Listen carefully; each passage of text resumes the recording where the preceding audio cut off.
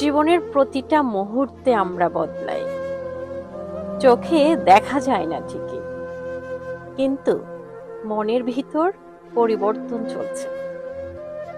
আমরা যেমন বদলাই, আমাদের কাছের মানুষ, আমাদের প্রিয় মানুষও বদলায়।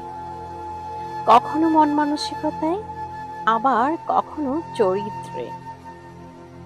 অনেক কাছের মানুষ সময়ের সাথে সাথে দূরে চলে যায়। শুনতে কি বিষাদ লাগছে? কিন্তু এটাই তো জীবন।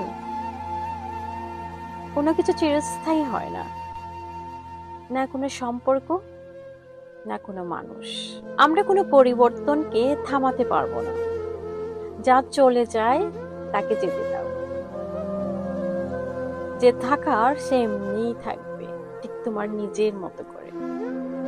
পেছনে থাকিও না, নিজেকে ভালোবাসো।